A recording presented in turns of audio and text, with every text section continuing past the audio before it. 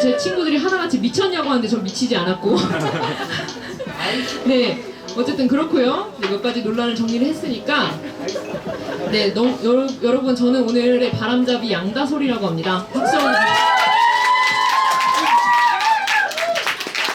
네, 사실 머리로 바람을 다 잡은 것 같아가지고 네, 그렇고 네, 오늘은 2시간 정도 진행이 되고요. 1부, 2부로 나뉘어서 1부는 저희 오늘 이 모든 행사의 시작이 되신 어딘이 1부를 진행을 해주실 거고요. 그리고 2부는 저와 이제 작가들이 같이 수다를 떠는 시간이 될 것입니다. 저희 지금 이 북토크의 이름이 무려 대이야기 시대의 문을 열며입니다. 그래서 포스터도 다들 아셨겠지만 문을 디자인했습니다. 네, 다들 아셨죠? 네, 그럼 문고리가 있어요. 잘 찾아보시면. 네, 그래서 이 엄청난 제목이 무엇인가는 지금부터 어딘과 함께 풀어질 이야기에서 여러분들이 힌트를 얻으실 수 있을 거라고 생각합니다. 그래서 지금부터 1부가 진행이 될 테니까요. 여러분 모두 오픈 채팅방 들어오시고 궁금하신 거 있으시면 참여해 주시고 네, 즐겨주시면 될 것 같습니다. 그럼 지금부터 어딘과 작가분들을 모셔볼까요? 박수 주세요! 한편으로는 지금까지는 우리가 어떤 그러니까 존재라고 했을 때는 생명이 있는 육신을 생각했던 것 같아요. 그게 박테리아든 그것이 뭐 아주 작은 미생물이든 어떤 생명을 가진 육신이 있는 어떤 존재에 대해서 우리는 그것들과 같이 사는 것에 대한 고민을 했다라고 생각을 하는데 앞으로는 몸이 없는 존재랑 함께 사는 일이 조만간 그러니까 나한테는 그렇게 많이 오래 걸리지 않을지 모르겠지만 여러분들하고 한테는 굉장히 금방 몸 없는 어떤 존재들과 함께 살아나가야 되는 고민, 함께 살아나가야 되는 새로운 질서나 윤리 같은 것들이 만들어져야 되는 것 같다라는 생각이 한편으로는 듭니다. 그게 이제 작년에 저희가 함께 읽었던 저희가 함께 읽었던이 아니군요. 혼자 읽으셨어요.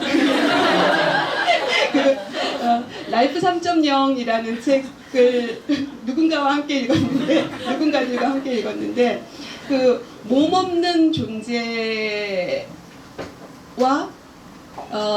육신 없는 존재라는 거는 도대체 어떤 걸까라는 거에 대한 굉장한 상상이 필요한 때다 라는 생각이 한편으로 들고 그리고 이제 그거와 더불어서 우리가 뭐 크리스퍼 유전자 가위 같은 경우도 형광개를 만드는 데까지는 뭐 그건 누가 반대하겠어요. 형광 불빛이 반짝이는 개를 만들겠다는데 해보세요 라고 할 수 있지만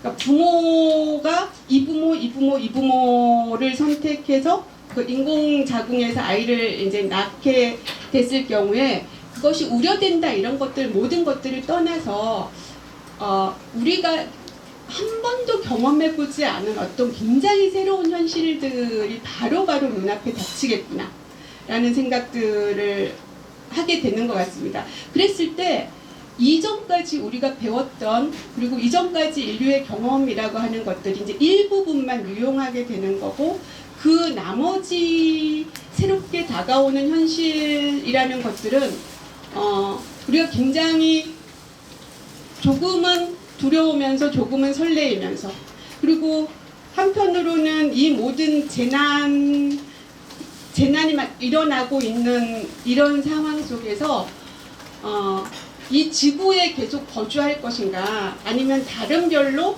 이주할 것인가에 대한 고민들도 하고 있잖아요. 일각에서는 그리고 그랬을 때 이제 우리는 지구에 남는 마지막 인류가 될 것인가 아니면은 다른 별에서 첫 역사를 쓰는 첫 세대가 될 것인가 뭐 이런 부분들에 대한 고민도 아마 하게 되지 않을까 싶습니다.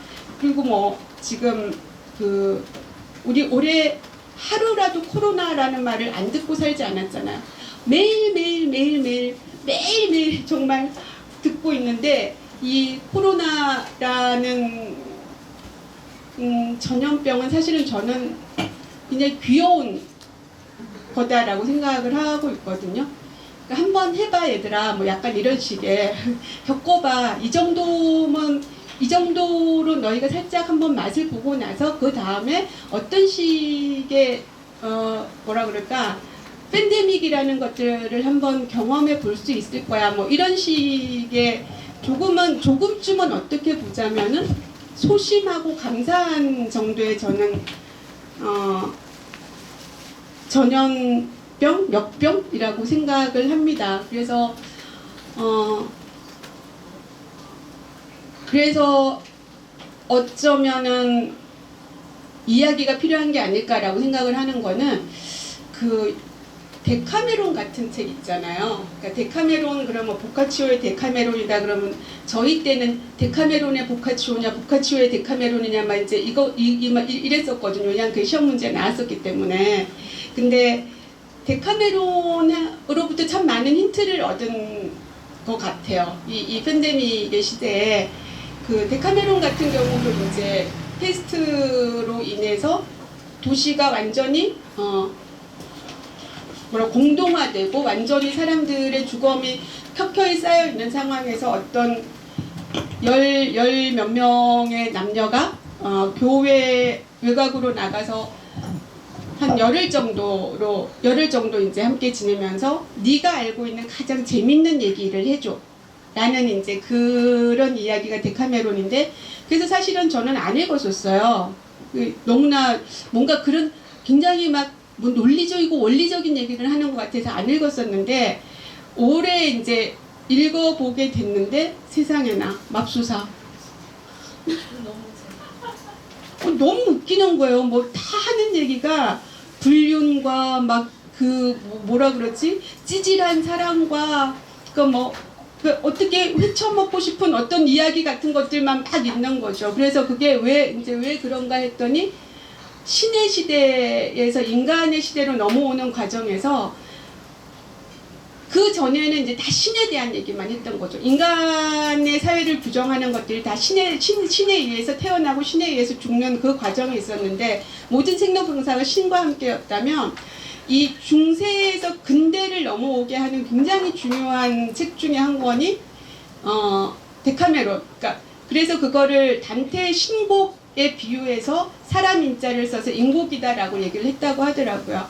그래서 그거는 중세에서 근대로 넘어오는 굉장히 중요한 이야기 책이었는데 약간 우리나라로 치면은 약간 막 그 전설의 고향 같은 혹은 옛날 썬데이 서울 같은 막 그런 것들이 막 이야기가 오히려 섞여 있는 거죠. 어떤 신부가 막 누구랑 연애를 하고 다 이런 얘기였던 거죠. 근데 지금 보면은 그렇게 한심한 이야기 같은데 그때는 그게 금기시되는 얘기. 그냥 우리끼리 모여서는 얼마든지 낄낄하면서 웃으면서 얘기할 수 있지만 책으로는 낼 수 없는 그런 이야기였던 거죠. 근데 그것만 하더라도 어떻게 보자면 중세에서 근대로 넘어오는 것만 하더라도 인간이 자연과의 관계에서 그토록 불협하고 불화하지는 않았던 시대였기 때문에 나름대로 잘 건너올 수 있었던 거고 지금은 어떻게 보자면은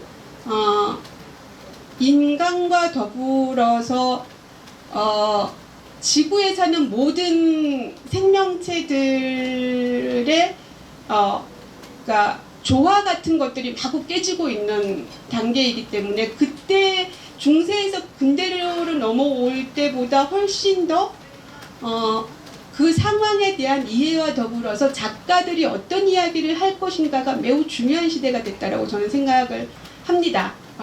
그래서 저는 웬만하면 글을 쓰지 말라고 하는 사람이거든요. 웬만하면 쓰지 마라. 그래서 저는 글빵이라고 하는데 이제 친구들이 오면은 처음에 한 석 달 동안은 그냥 대충 해요. 그래서 쓸 사람 쓰고 안 쓸 사람 어차피 안 쓰기 때문에 그리고 항상 쓰지 마라. 쓰지 않고 사는 인생이 참 좋은 인생이다. 읽고 우아한 크리틱 정도를 하는 게 정말 좋은 인생이다. 전 실제로 그렇게 생각을 하거든요. 근데 글빵이 오는 사람들은 이제 쓰려고 오는. 근데 전 참 이해할 수 없는 게 그때도 그랬고 지금도 그렇고 왜 글을 쓰려고 하는 사람들은 계속 존재하지? 그러니까 그게 되게 이상해요 지금도. 그러니까 그렇게들 많이 얘기하잖아요. 이제 뭐라 그러지? 그러니까 그 뭐 유튜브 같은 것도 너무나 많고 그래서 다 그게 되고 싶어하지 뭐 글 쓰고 싶어하는 사람 누가 있어 이렇게 생각을 다들 많이 하잖아요. 근데 놀랍게도 10대 중에서도 정말 진지하게 글을 잘 써보고 싶어하는 친구들이 아직도 있다는 거. 그 도대체 왜? 왜 때문에? 라는 생각을 할 수밖에 없는데 어쨌든 그런 참 이상한 인간들이 지속적으로 지금 존재하고 있고 그리고 이제 오늘 이 모신 이 세 분의 작가들하고 이제 하고 싶은 오늘 우리가 하고 싶은 이야기는 이제 지금까지는 인간 중심의 이야기였다면은 지금은 이제 인물을 넘어 만물의 서사, 인물의 서사를 넘어서 만물의 서사가 얘기돼야 되는 시대가 아닌가라는 생각을 한편으로 하고 그러니까 우리가 프렌드십 뭐 이런 얘기 많이 하잖아요. 그 릴레이션십에 관한 이야기를 하는데 지금까지는 인간과 인간 사이의 릴레이션십만으로도 얼마나 흥미진진한 이야기들이 사실 많이 나왔어요. 폭풍의 언덕부터 시작해서 모든 불륜과 그 위약과 이런 거에 그 가장 고전이라고 생각을 하는데 거기서부터 시작해서 굉장히 재미있는 인물들만의 충분한 릴레이션십만으로도 우리는 너무나 즐거운 문학 작품들을 많이 만날 수 있었지만 이제 그 릴레이션십이 인간을 넘어서 이제 이 여기에 와 있는 이 얼스 플러스라는 친구들도 여기 와 있는 걸로 알고 있는데 그 얼스십이라는 그래서 우리가 지구에 살고 있고 지구에 있는 모든 생명체들과 연결되어 있으며 그러니까 그것들과 공존하고 공명할 수 있는 어떤 감수성 같은 것들을 가져야지만이 글이라는 것들을 쓸 수 있을 것 같다. 그러니까 글이라고 하는 것들이 이제 읽을 수 있는 글이 될 것이다라는 생각을 합니다. 그래서 제가 이제 이 세 분의 이야기를 읽으면서는 그 인물을 넘어 만물의 서사로, 인물의 서사를 넘어서 만물의 서사로 하는 이야기들에 굉장히 젊은 작가들이 충분히 이해하고 그걸 써 나가고 있다라는 생각을 하고 있고 그리고 세 권의 책이 지금 저렇게 나와 있잖아요. 그 해보지 않으면 알 수 없어서 하고 여기 다울의 천장의 무늬까지 이제 이 세 권이 나와 있는데 부지런한 사랑하고 어찌나 부지런한지 그래서 이 세 사람의 이야기가 매우 이제 다르면서도 마음이 아프면서도 즐거우면서도 명랑하면서도 이럴 수 있었던 게 굉장한 창발성으로부터 비롯이 됐다라는 생각을 하게 됐습니다. 그러니까 기존에 없던 이야기들을 하고 있다. 기존에 있었으나 굉장히 다른 시선으로 이야기를 하고 있다라는 생각을 하기 때문에 우리가 오늘 모인 거는 굉장히 창발적 연결 같은 것들이 아닌가. 그리고 제가 알기로는 지금 여기에도 성은도 그렇고 굉장히 글을 너무 잘 쓰는 분들이 와 계시는 걸로 알고 있습니다. 그래서 앞으로도 계속 좋은 글을 쓸 작가들이 아마 여기에 다 와 계시다고 생각을 하고 그래서 왜 대이야기의 시대인가라는 이제 짧은 프롤로그 저한테 얘기를 하라고 그러면 2시간 얘기하기 때문에 이제 어쨌든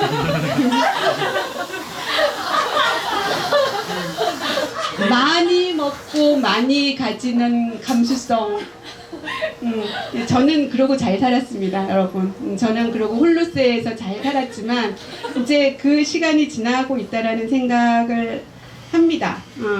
그래서 앞으로 이제 세상을 살아갈 그리고 굉장히 재미있는 이야기를 해줄 이제 세 분과 이야기를 한번 시작을 해볼까 합니다. 정말 대이야기의 시대를 열어갈 그리고 그 대이야기 시대의 문을 열 분들이라고 생각을 합니다. 저희가 대이야기 시대의 문을 열면라는 제목이 얼마나 부담스러웠겠어요. 그래서 어딘지 제안해줬을 때 반대를 했다가 제가 이제 대이야기 시대의 문을 빼꼼 연다고 붙였어요. 그렇군요. 네, 저희는 언제나 그래요. 저도 뭐 사실 이런 이야기를 하면서 뭐 책임이나 지겠습니까? 세상에 없던 새로운 어떤 일을 시작한 이 사람은 벌써 3년 됐죠. 3년이 지나면서 어느 날 그런 생각이 들더라고요. 이스라는 검객이었구나. 그런 생각을 좀 했었어요. 그래서 정말 잘 들지도 않는 칼 하나 메고 무림에 나가서 정말 온갖 무림의 고수들 혹은 고수 아닌 사람들과 왼종일 결투와 대결을 하면서 3년을 지나왔던 것 같아요. 3년을 지나왔고 지금은 저는 1차 평정을 했다라고 생각하거든요.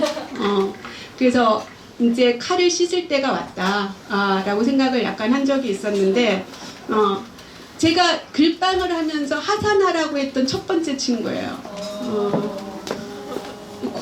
이제 그만 와라라고 제가 얘기했었어요. 네가 딱 요 분량의 글 가지고는 너가 쓸 수 있는 최고의 글은 다 쓴 것 같다. 그러니까 소설을 쓰러 한번 가봐. 라고 얘기를 했었거든요. 그래서 하산해라라고 얘기했던 첫 번째 친구예요. 그래서 검객 이스라라고 저는 생각을 하는데 그 새로운 일을 한다는 거는 굉장히 기쁘면서도 한편으로는 겪어야 되는 일이 엄청 많잖아요. 그래서 그 얘기를 잠깐 한번 들어보고 싶어요. 그래서 여러분들도 저는 이스라엘 얘기를 들으면서 500대 1 그런 거 하지 말고 그냥 자기가 하고 싶은 일 그냥 확 해버리고 좀 아프고 허리 나가고 막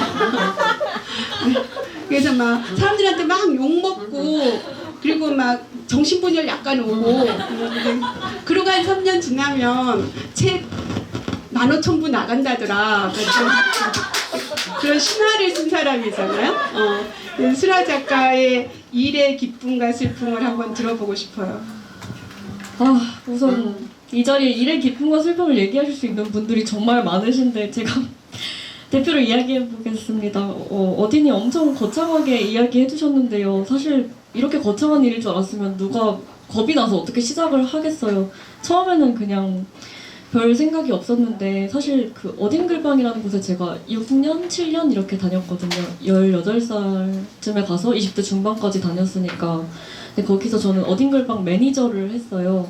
매니저가 뭐 하는 사람이냐면 수금하는 사람 그리고 이제 인원이 없으면 굴러가지 않잖아요. 어딘게 한 달에 드려야 되는 최소 금액 있는데 높진 않아요, 그 가격이. 조금만 드려도 일을 하시더라고요. 근데 그거를 못 채우면 안 되니까 이제 인원 모으는 것, 모집하는 것, 그리고 수금하는 것, 그리고 가장 중요한 업무가 뭐냐면 그 글방에 글이 마르지 않게 하는 게 제가 하는 일이었어요.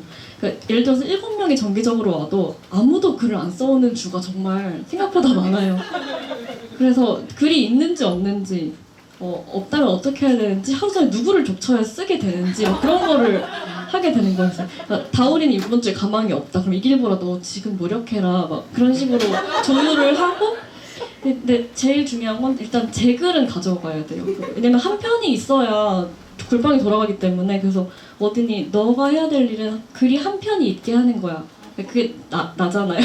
그래서 어쩔 수 없이 매주 써가는 사람이 됐던 거예요. 그러니까 저는 글방의 개근자고 그 개근자로서의 어떤 정체성이 있어요. 사실 글방에는 저보다 잘 쓰는 사람이 너무 많았어요. 그리고 탁월한 사람도 많고 지금도 이렇게 셋이서 묵독을 하는데 저는 이들의 글을 읽기가 너무나 피곤한 거예요. 그래서 사실 어제까지 미루고 오늘 아침에 읽었어요.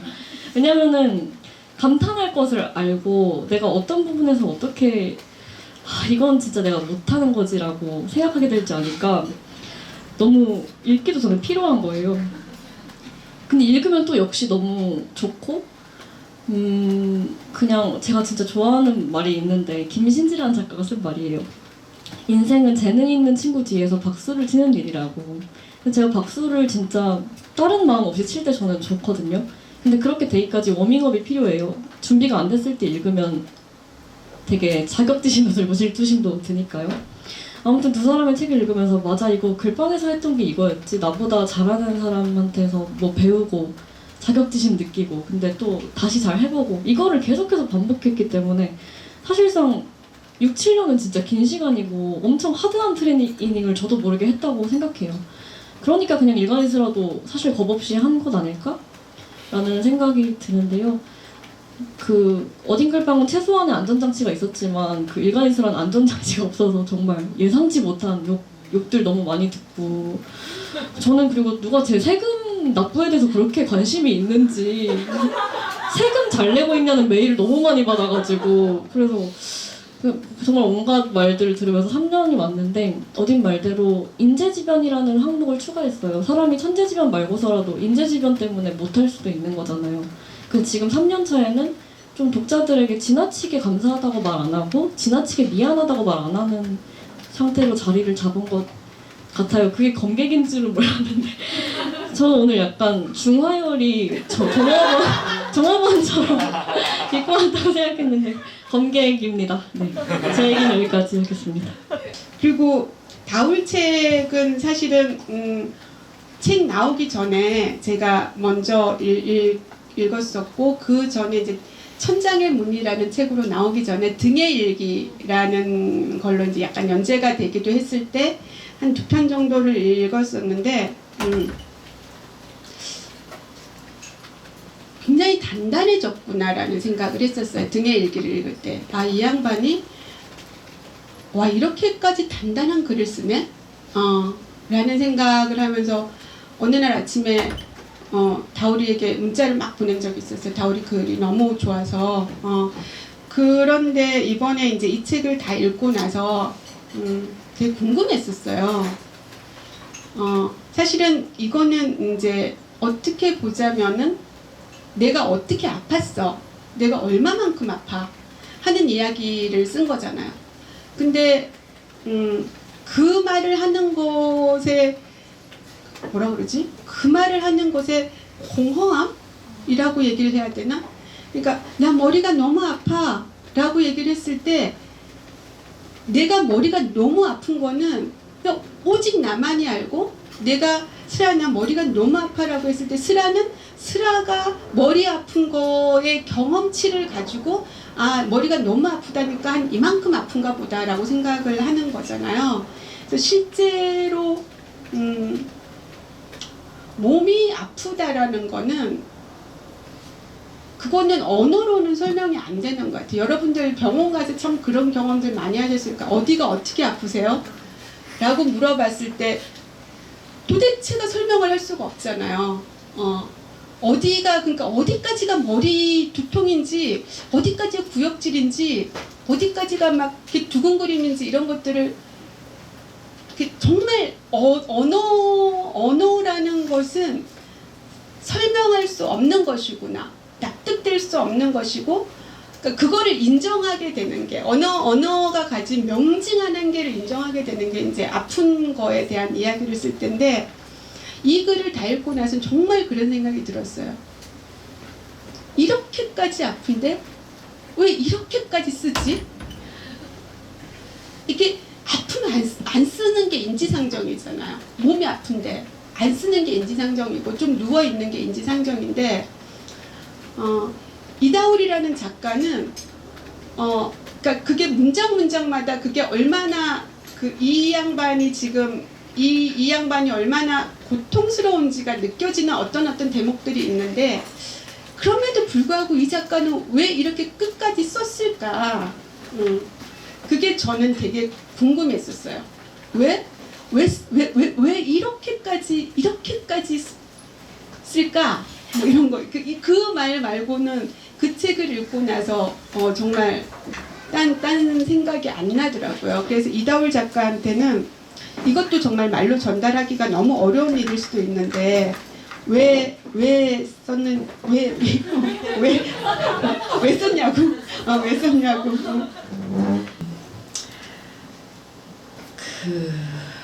제가 왜 썼냐면요.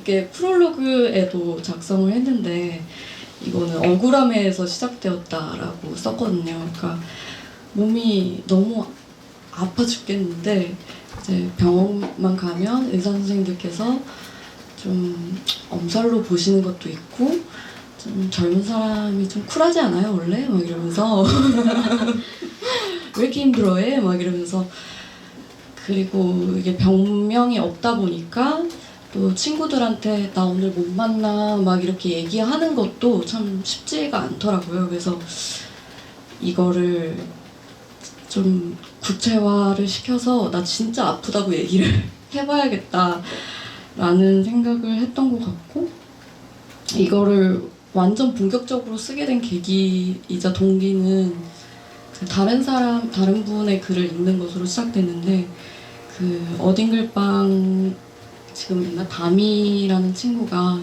논문을 하나 소개시켜줬어요. 그때 전혜은 연구자님의 수잔 웬델 손상의 현상학자라는 논문이었는데요. 그 전혜은 연구자님도 그렇고 수잔 웬델도 그렇고 만성질환, 만성통증이 있는 상태였고, 그 논문 초입에서 전혜은 연구자님의 경험이 드러나 있었는데, 거기서 정확한 진단명을 가지지 못한다는 것은, 그리고 의료적인 권위로부터 그 자신의 아픔을 인정받지 못한다는 것은 의료적인 혜택으로부터 고립될 뿐더러 되게 많은 관계들로부터 고립된다라고 말씀하고 계셨고, 몸이 아프면 돈이 정말 많이 들거든요. 그것도 이제 진단명을 모르면 여기저기 막 병원 탐방하면서 병원 쇼핑이라고 이렇게 막 말하기도 하면서 검사도 해야 되고 약도 먹어야 되고, 또 뭐 한의원 가서 침도 뜨고 침도 맞고 뜸도 뜨고, 그래서 돈이 많이 드는데, 이렇게 만성 질환자들은 지속적으로 유급 노동을 할 수가 없는 몸이라서 경제적으로도 되게 고립되어 간다. 그리고 또 우리 눈에 보이지 않는 만성 질환자들이 되게 많고, 그렇다면 그 마냥 긍정할 수 없는 이 통증을 비롯한 손상을 어떻게 열린 이야기로 가져갈 수 있는가, 이런 글이 적혀 있었고, 그거를 보고 제가 좀 대성통곡을 하고 울었어요. 네, 너무 공감도 되고 위안이 됐고 그냥 너무 슬프기도 했어요. 보이지 않는 아픔들이 그렇게 많다는 것이. 그래서 그거에 힘을 얻어서 그때부터 이제 연재를 하기 시작했고, 연재를 하니까 정말 숨어 있던 분들께서 저한테 응답을 주시더라고요. 나도 이런 아픔이 있다, 이런 경험을 했다. 그때 그런 피드백들 받으면서 더 글을 쓰게 될 힘을 얻게 됐던 것 같고요. 네, 결국에는 이제 억울해서 쓰게 되었다. 그리고 저 맨 왼쪽에 가장 씩씩해 보이는 친구 있잖아요. 막 키도 훤칠하고 막 딱 들어오는데 막 이미 스텝이야, 딱 코스가. 그때는 이제 이보라라 그랬던 것 같은데, 뭔가 이렇게 발표하는 시간이 있었나 봐요. 그랬더니 이 보라가 이제 앞에 나와서 자기는 귀농을 하고 싶다고 그랬나? 그런 얘기를 18살짜리가 하는 거예요. 그래서 야, 쟤는 되게 웃기다. 18살짜리가 나는 파리로 유학을 가겠어, 이런 말을 안 하고 귀농을 한다 그러지? 그래서 기억에 남았던 친구인데, 지발로 또 그 글방을 찾아와가지고 이제 오랫동안 알게 됐던 친구고, 입맛 좋은 소녀들의 대표 주자죠. 그래서 근데 보라랑은 글방을 그때 같이 하면서 어떤지는 모르겠는데, 경주를 한 일주일 동안 이렇게 이길보라를 비롯해서 그때 정말 글방의 초기 멤버였던 친구들, 금강산, 남아 이런 친구들하고 경주를 거의 일주일 동안 저희가 자전거를 아침 8시부터 저녁 8시까지 타면서 돌아다녔었거든요. 최고의 전성기였던 것 같아요. 제 인생에, 제 몸에. 그러니까 뭐 선덕여왕 능까지, 괴릉까지 자전거를 타고 다녔으니까 시내에서.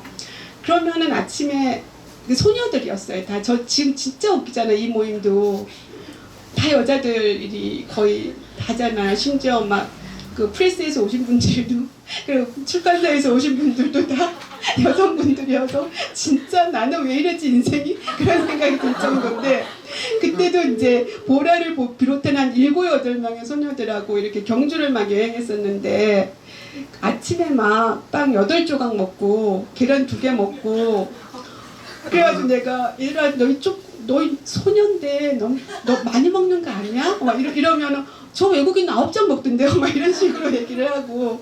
제가 잊을 수 없는 말들이 막 그때 너무 많아요. 점심을 먹을 때 꼭 이 말을 했어요. 이모 공깃밥 친가요 이거를 모든 소녀들이 하고 가다가 자전거 체인이 빠지면 그걸 막 다 자기들이 이렇게 기름때를 묻혀가면서 막 다 하고 그리고 또 하나의 문화라는 그 사무실 공사를 하는데 책박스가 되게 무겁잖아요. 그 출판사니까 책이 되게 많았었는데 사과 상자 같은데 책을 한 박스는 되게 무겁잖아요. 근데 그걸 보라고 번쩍 드는 거예요. 그래서 저는 그걸 보면 너무 황홀해서 너무 멋진 거예요. 저렇게 힘이 세다니. 그래서 그때 그런 정말 그 입맛 좋은 소녀들을 잊을 수 없었고 그랬기 때문에 아마 제가 뭐 여행학교 이런 것들을 하게 됐던 것 같아요. 그 예를 들어서 그때 그 소녀들 중에 한 명인 나마라는 친구가 있어요. 어떤 프로젝트를 끝내고 나서 너무 이제 마음이 홀가분해서 나마야 우리 오늘 저녁 뭐 먹을까? 이렇게 얘기를 했더니 나마는 거의 말을 안 하는 친구였거든요. 목소리도 굉장히 작았어요. 그래서 오늘 저녁 우리 뭐 먹을까? 프로젝트 끝내서 너무 행복하다. 우리 팀 오늘 뭐 먹자 했더니 장어요. 이러는 거야. 제가 또 너무 놀라서 소녀도 장어를 먹니? 막 이러더니 그래서 항상 소녀에 대한 개념을 저의 뒤통수를 딱딱 깨던 그러니까 그런 입맛 좋은 소녀들의 대표 주자인 보라인데 눈물도 많아요. 입맛 좋은 소녀들은 눈물도 많다. 무슨 카피네. 이제 끝낼 거예요.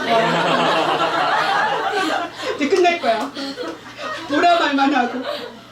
그래서 보라가 어느 날 전화가 왔어요. 그러면은 저 편집하고 있어요. 그래서 고생이 많다고 어딘 저 울고 있어요 이러는 거예요. 그러면서 막 울면서 편집을 한다는 거예요.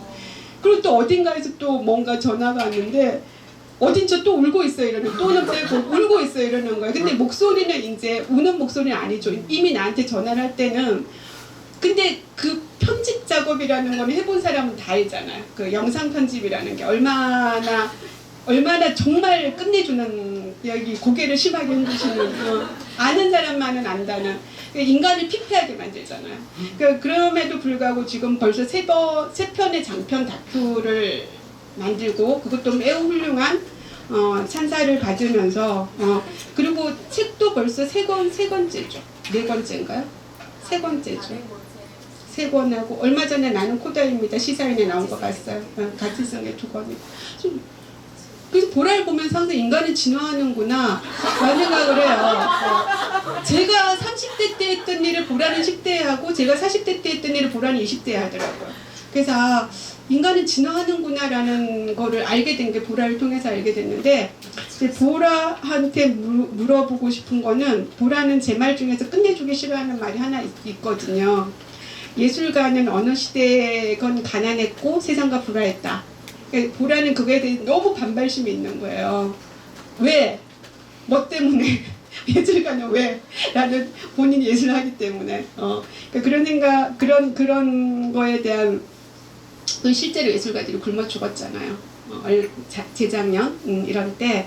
그래서 그게 아마 굉장히 크게 다가왔을 거라고 생각을 하는데 그래서 보라는 앞으로도 아마 책도 쓰고 다큐도 만들고 하는 일을 이제 큰 일이 없는 한은 지속하지 않을까라고 생각을 하고 있는데 그것을 지속 가능하게 하려면 무엇이 필요한가에 대한 질문을 한번 해보고 싶어요. 지속 가능성, 예술가로서의 어떤 지속 가능성을 고민하면서 네덜란드로 유학을 떠났고 그 이후에도 지금 어쨌든 그 전에 해왔던 작업들 그리고 지금도 여전히 책을 쓰면서 영화를 만들면서 제가 하고 싶은 이야기들을 책과 영화와 그리고 어떤 말하기 자리를 도구 삼아서 계속 제가 하고 싶은 이야기들을 해나가고 있는데요. 사실은 저는 예술가들은 언제나 시대와 불화한다라는 말을 언젠가는 너무 싫다고 생각하고 왜 그래야 돼요? 라고 생각하다가도 또 언젠가는 어디네 보라야 네가 쓰는 책이 혹은 네가 만드는 영화가 혹은 네가 하는 얘기가 지금은 사람들이 별로 잘 안 듣고 혹은 지금은 그냥 지나갈지라도 언젠가 한 10년이 지나서 20년이 지나서 아니면 네가 죽고 나서 언젠가 그 책이 다시 호명될 수도 있는 거고 그리고 언젠가 그 영화가 다시 호명될 수도 있는 것이다 라는 말을 가끔 아 그랬지라고 생각을 하게 되는 것 같아요. 그리고 저는 최근에 저는 코로나 시대에 닥치면서 물질 만능주의가 진짜 가속화되고 있다고 생각하고, 그리고 아마 제가 네덜란드에서 2년 반을 살다가 한국에 와서 그런지 조금 더 그게 어떤 돈이라는 어떤 가치가 조금 더 한국에서 뭐랄까 더 주목하고 있다라는 어떤, 그러니까 코로나 시대에 가속화돼서 약간 제가 더 그렇게 느낀 걸 수도 있는데, 아니면 제가 2월에 개봉했던 영화가 정말 폭망했기 때문에 사람들이 저한테 그런 말을 많이 물어보는 걸지도 모르겠어요. 돈이 안 되는데 왜 영화를 하세요? 돈이 안 되는데 왜 글을 쓰세요? 근데 왜 자꾸 돈 얘기를 하세요? 이걸로 어차피 돈을 할 수가 없는데 이걸 왜 계속 하세요? 라는 질문을 JTBC 기자님도 오셔가지고 저한테 하시고, 극장이 문을 닫고 있다, 극장이 사라지고 있고 모두가 넷플릭스로 이제 영화를 보는데 왜 극장에서 영화를 걸려고 하세요? 왜 그럼에도 지금 영화를 개봉해야 한다고 생각하세요? 이런 질문들을 정말 많이 하셨었고, 그런 질문에 막 대답을 하다 보니까 세상에는 돈 말고도 정말 중요한 가치가 많고, 나는 내가 정말로 중요하다고 생각하는 가치, 혹은 내 책 하나가 어떤 한 사람의 하루를 구원하고 정말 그 인생을 뭔가 한번 돌릴 수 있는 어떤 계기가 된다면 내 책은 내 역할을 한 게 아닌가? 라는 생각을 저는 언젠가 최근에 했었어요. 그래서 그 생각을 하고 나서 누군가는 계속 돈을 얘기하고 누군가는 계속 어떤 많은 것들을 얘기하지만, 명예나 어떤 그런 유명이나 뭐 이런 거를 얘기하지만, 내가 처음부터 하려고 했던 건 그게 아니었지 않나? 내가 처음부터 하고 싶었던 건 좋은 다큐멘터리 영화를 만들고 좋은 글을 쓰고 혹은 좋은 활동가가 되는 것이 나의 꿈이었는데, 나는 그럼 그걸 그냥 계속하고 있는 게 아닌가라는 생각을 언젠가는 했던 것 같고요. 그리고 사실 지속 가능성에 대한 고민은 여전히 하고 있는데요. 정말 짧게 말씀드리면, 저는 네덜란드 필름 아카데미에서 공부하고 네덜란드에 살면서 배운 건, 그러니까 사실 갔다 오고 나서와 그리고 가기 전에 저는 똑같거든요. 계속 영화를 만들고 책을 쓰고 이야기를 하지만 그것들을 어떻게 바라보느냐라는 제 관점이 정말 많이 바뀐 것 같아요. 그러니까 그전에는 그냥 영화를 만들고 시작하고 끝, 책도 시작하고 끝이었다면, 지금은 제 자신을 예술가로 명명하면서 나는 어떤 질문을 가지고 계속해서 이번에는 A라는 방법으로 이거 한번 트라이를 해보고, 그 다음에는 B라는 방법으로 트라이를 한번 해보고, 그게 기억의 전쟁 영화일 수도 있고 기억의 전쟁 책일 수도 있고 해보지 않으면 알 수 없어서라는 에세이집일 수도 있고, 그러니까 다양한 시도들을 통해서 제가 가지고 있는 질문에 대한 답을 찾아나가는 과정인 것 같고, 어떤 때는 그 가설이 실패할 때도 있죠. 가설이 실패하면 또 새로운 가설을 세우고 또 다시 한번 이제 트라이를 여러 번의 실험들을 할 텐데, 나는 계속 그 과정을 해나가고 있는 것 뿐이구나. 그리고 그 과정을 계속해서 사람들에게 공유하고 이야기를 듣고 피드백을 받으면서 나의 가설을 계속해서 고쳐나가는, 그리고 실험을 해나가는 과정이구나 라는 생각을 좀 하게 됐고요. 그래서 저는 그게 사실은 작업자로서의 어떤 지속 가능성에 대한 답을 저는 정말 찾았다라고 생각을 해요. 네, 양다솔이 옆에서 엄청 째려보고 있는데요. 네, 말을 줄이도록 하겠습니다. 생긴 게 원래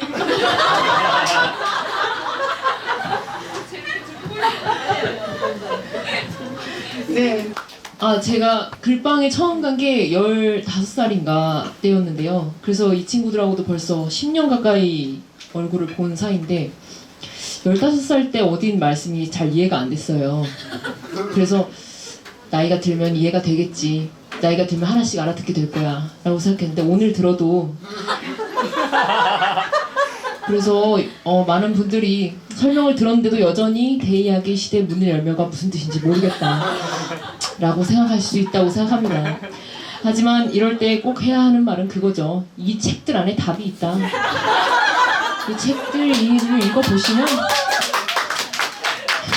무슨 뜻인지 알게 된다, 그런 생각이 들고요. 그리고 여러분들 지금 얘기가 너무 재밌어서 끊길까봐 화장실에 못 가신 것 같은데, 제가 화장실에 한번 가보니까 거기서도 잘 들립니다. 마음 편하게 다녀오시면 될 것 같고요. 저는 사실 오늘 이 자리에 정말 부담이 없이 왔습니다. 저는 사회를 맡으라고 했는데 요 근래 기분이 상당히 울적해서 웃기는 노력은 하지 말아야겠다, 그런 생각을 하면서 왔는데요. 그래서 중요한 얘기들을 어디 다 해주실 줄 알았는데 경주 얘기를 많이 하셨습니다.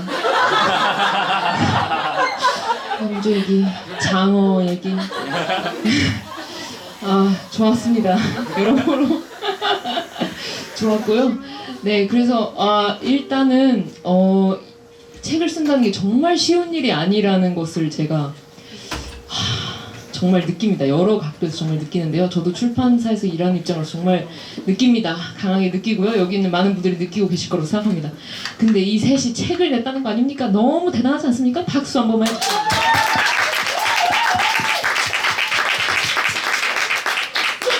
약하는 거 아니야? 네네네. 네, 그렇고요. 그래서 저는 사실 여기 올 때 오늘 내가 소개할 세 권의 책이 물론 나의 디얼 프렌드들이 쓴 책이긴 하지만 재미가 없으면 어떡하나 큰 걱정을 했거든요. 재미가 없으면 내가 말로 재밌게 때워야 되는데 정말 걱정이 된다 라고 생각했는데 정말 기대를 하지 않고 읽었는데 정말 다 너무 재밌었습니다. 정말 책 한 권 한 권 다 매력이 너무 달라서 약간 진짜 제가 에세이를 사실 별로 그렇게 좋아하지 않는데 너무너무 재밌게 읽어서 오늘 정말 부담이 싹 사라졌습니다. 왜 약간 좋아하는 거에 대해서만 얘기하면 된다는 그런 거 있잖아요. 그리고 저희가 일단 여기 오랜 친구들도 많이 와 있는데 이제 10년 동안 서로의 글을 봐온 입장으로서 이렇게 책이 첫 책을 낸 다우리도 있고 둘 다 여섯 번째인 것 같은데 무엇이 결과물이든 둘 다 6번째 책을 낸 어떤 3번째 어쨌든 그런 입장에서 약간 서로가 서로의 책을 어떻게 읽었는지 또 이야기를 해보면 좋을 것 같아가지고 지금부터는 세 분 다 마이크를 들고 계셔야 싶습니다. 예.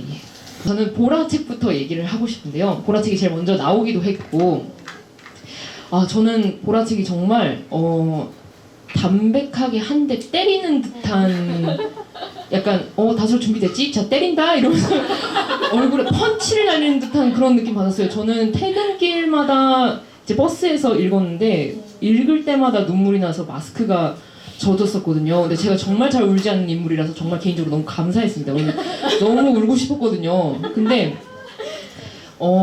이제 쉽게 말하면은 이 친구의 네덜란드 유학을 가는 어떤 그런 과정을 그린 것인데 보통은 어떤 훌륭한 인물이 본인의 에세이를 쓸 때는 네덜란드 유학을 갔다 이렇게 하고 끝나는데 이 친구는 가려고 한다 그런데 돈이 없다로 시작을 하는 거예요. 근데 그게 저는 그런 건 처음 봤었던 것 같아요. 왜냐면 어딜 가나 약간 그런 에세이에서는 돈 얘기는 안 나왔었던 것 같거든요. 왜냐면 못 갈 만큼 돈이 없지 않았던 거죠, 사실. 그래서 약간 네덜란드 유학 가고 싶어서 갔다 이렇게 하고 다음 내용이 진행이 되지 근데 돈이 없어서 어떻게 마련했는지가 나오는 거는 저는 처음 봤었어요. 그래서 근데 저 같았으면은 약간 돈이 없으면은 거기서부터는 어떻게 해야 될지 몰라서 이 모든 나의 문제를 내가 해결해야 된다는 생각이 굉장히 괴로웠을 것 같은데 그 똑같은 어떤 상황에서 보라는 이 문제를 자기 거가 아니라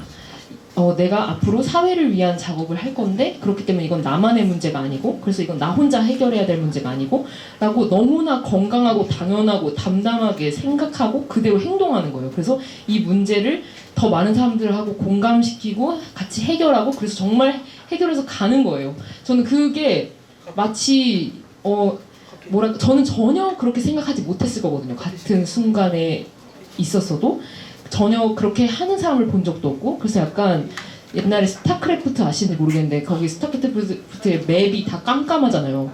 근데 치트키 쓰면 밝아지잖아요. 그런 것처럼 약간 이런 것도 있다는 걸 보라가 밝혀준 것 같다는 느낌이 들었어요. 그래서 저는 그때 그게 너무 좋았는데 보라는 어떻게 왜 그렇게 훌륭하냐는 질문을 하는 거예요. 어떻게 그런 생각을 하게 됐는지 너무 궁금해요. 크라우드펀딩 장학금을 모집하자라고 생각했던 것도 막 처음부터 막 원대하게 막 거창하게 이 지금부터 1억 모읍니다 한 게 아니라 진짜 그냥 될까라고 생각하면서 왜 예술가가 공부하겠다고 하는데 장학금 못 받나 너무 이상하다 생각해서 페이스북에 글을 올렸더니 그냥 사람들이 진짜로 여기 계신 분들 저의 친구들 그냥 지인들이 진짜로 오늘 여기에 결제할 와인값 뱅쇼 10,000원? 9,000원인가요? 9,000원을 그냥 저한테 보라의 뱅쇼값, 보라의 커피값 해서 진짜 3,500원, 5,000원, 막 9,000원 이런 방식으로 이제 진짜로 입금을 해주셨고, 그걸 보면서 아, 모두가 다 같이 지지하고 응원하고 있구나, 이런 시도를 이라고 생각하고 이제 그것들을 발전시켜 나갔던 거고요. 근데 막 처음부터 엄청 거창하다거나 막 그런 건 아니었던 것 같아요. 저는 제 친구들이 무언가를 거창하게 안 해서 너무 좋아요. 근데 다 거창해져. 근데 어쨌든 간에 그냥 보라 하나의 어떤 인생이 어떻게 된다는 게 아니라 지금 앞으로 하게 될 이제 책의 말미 부분에 나오는 이제 몸에 대한 다큐 너무너무 재밌을 것 같더라고요. 네, 그래서 말인데 이슬아 씨는 어떻게 읽으셨어요? 당연히 너무 재밌게 읽었고 근데 이 일보라는 개인적으로 좀 국회로 보내야 된다고. 이 일보라 국회로 가야 되지 않나 그런 생각이 지금. 나중에 가도 될 것 같아요. 아니야? 빨리. 어떻게 생각하세요? 저는 정치, 어디니 맨날 정치를 해라, 정치를 해야 된다라고 이야기를 하고 지금 정말 존경하고 정말 응원하고 지지하는 많은 분들이 국회에 들어가셔서 정말 큰일을, 국감을 진짜 열심히 하고 계시는 걸 보면서 너무 지지하고 응원하는데 아, 내가 할 수 있을까? 라는 생각을 해보지 않으면 알 수 없어서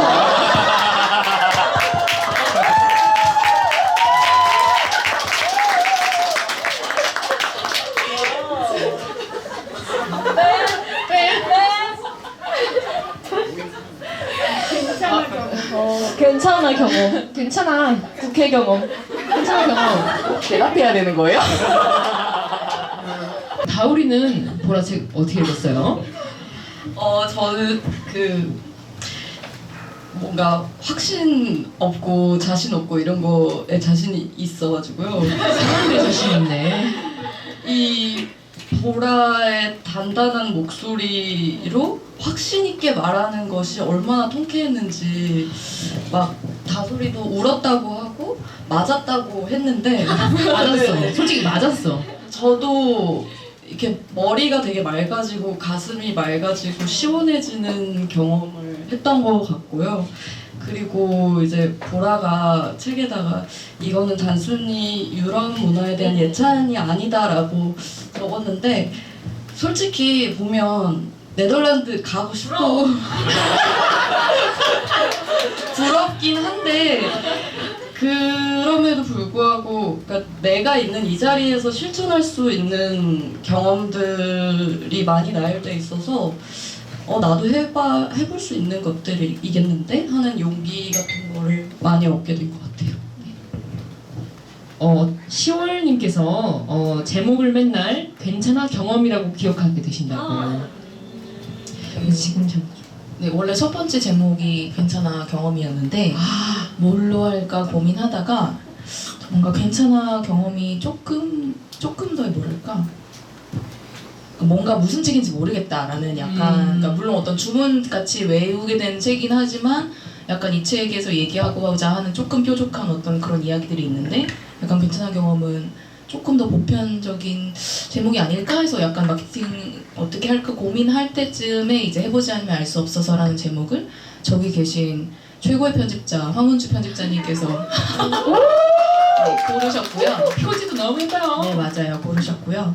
네, 그렇습니다. 근데 괜찮아 경험으로 정말 많이 기억해 주시고, 네, 저희 아버지도 그래서 요즘 그 기세를 이어받아서 계속 영상 찍을 때마다 계속 괜찮아 경험 계속 하고 계세요.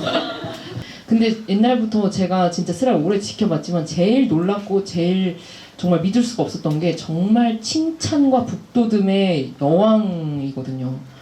정말 모든 사람에게 친절하고 모든 사람에게 그 사람의 진짜 좋은 점을 발견해내고 그걸 제가 진짜 저거는 가식일 것이다라고 처음에 100% 생각해서 정말 유심히 지켜봤거든요. 근데 진짜더라고요.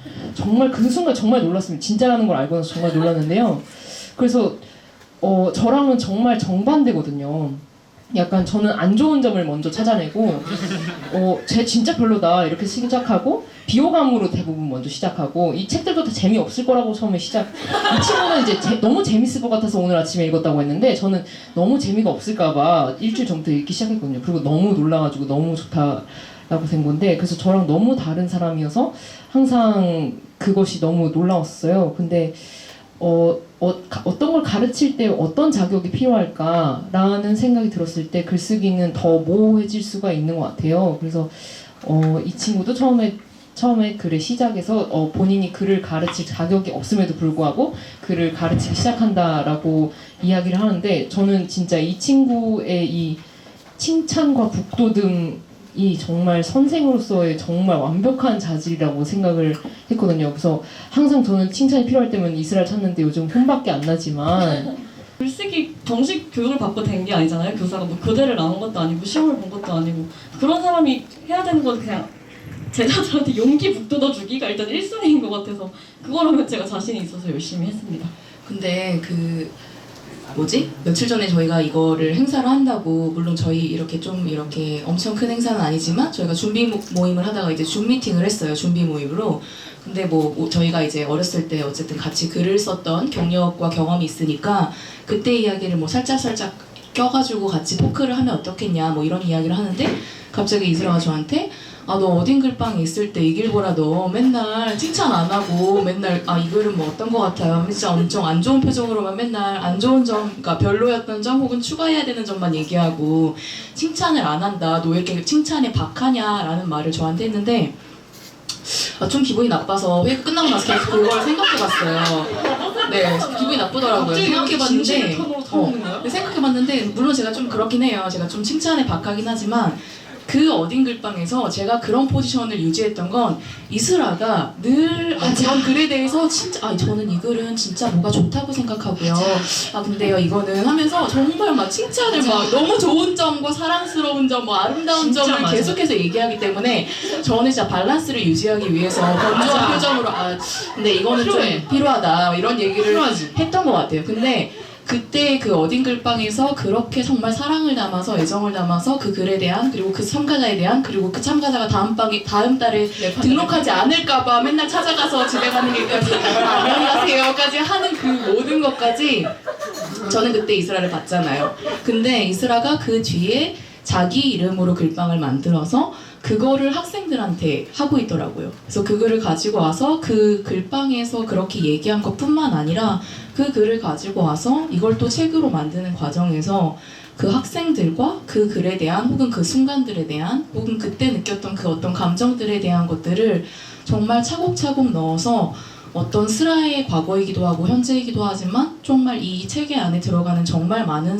학생들의 글과 그 순간과 이런 것들을 정말 잘 돌봐주고 기억하고 정말 사랑해주는 선생님이다 라는 생각이 들어서 이스라의 사랑이 이렇게 옮겨가고 있구나 라는 생각을 저는 정말 많이 하게 됐던 것 같아요. 왜냐면 저는 학생스라로만 이렇게 스라를 기약하다가 선생 스라가 되어서 스라가 언젠가 스라가 저한테 책을 줬는데 책 앞에 사랑과 용기를 담아 라고 이제 스라가 줬는데 얘는 왜 사랑도 아니고 사랑을 담아서 나한테 주는 것일까 라는 생각을 했는데 그 사랑이 이 사랑이었다 라는 생각을 하게 되었습니다.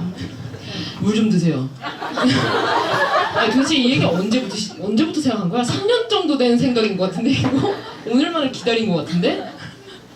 그랬구나. 하루도 어땠어? 저는 일단 제목이 인상적이었는데요. 왜냐하면 저를 비롯한 많은 사람들이 이제 겸손해야 된다는 강박이 있어서 칭찬을 해주면 아니에요 하고 되게 부지런하시다 이러면 아닌데요. 저 되게 게을러요 이러는데 이분은 이제 자기가 부지런한 사람을 건넸다고 스스로 말하는 점에 있어서 되게 용기 있고 용기 있고 멋지다고 저는 멋지네. 그렇게 생각을 했고요. 그리고 사실 스라가 부지런한 거는 스라 독자라면 모두가 알고 있을 텐데 일간 연재를 한다는 점부터 근데 저는 이 친구를 14살 때 중학교 2년 선배여가지고 14살 때 처음 봤는데 이 친구 그때부터 너무 꾸준한 꾸준하고 부지런하게 글을 썼던 친구여서 사실 놀랍진 않아요. 네.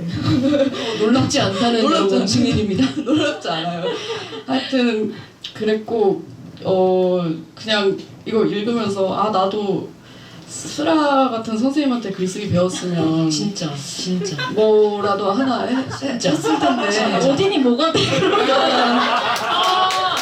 아 그런 어떡하지? 얘기는 아니었고 그런 얘기는 아니었고 아 그런 얘기는 아니고 그런 얘기 아니었지. 살아보지 않은 인생 알 수가 없으니까. 그러니까 내가 아주 유년기에 그렇지. 어디는 좀 커서밖에 맞아. 나 무슨 말인지 완전 알잖아. 네. 나 무슨 말인지 완전 알아. 6살, 7살 때 보고 싶다. 그치. 네. 맞아. 진짜. 네. 맞아. 맞는 말이야. 네. 그렇습니다.